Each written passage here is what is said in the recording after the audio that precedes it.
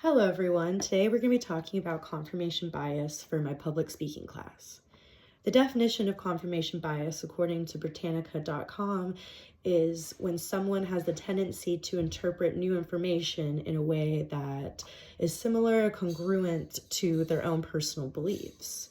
On verywellmind.com, people who have confirmation bias don't usually seek out facts about that particular subject that they are biased about. And if someone has opposing evidence, they most likely will ignore it because they already have their mind made up about that subject.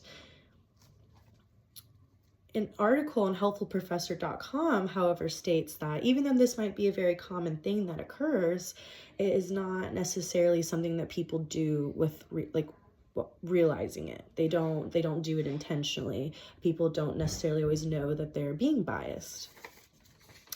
With that being said, confirmation bias is very detrimental to your speech because your audience potentially could already have their mind made up a little bit about the topic that you're speaking about. And this could affect the way that your message is being perceived to your audience. And on medium.com, it is actually very common that people have a hard time keeping an open mind when listening to other people speak on their thoughts or ideas.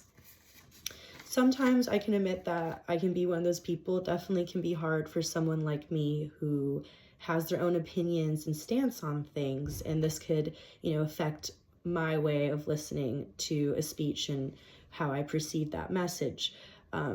It's always better to have an open mind when listening to a speech.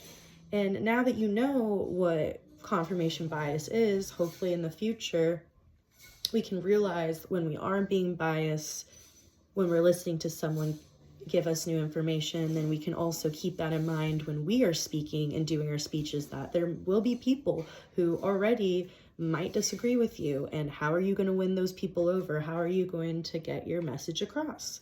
It is a very hard task. So thank you so much for tuning in, and I hope that learning about confirmation bias helps you in the future.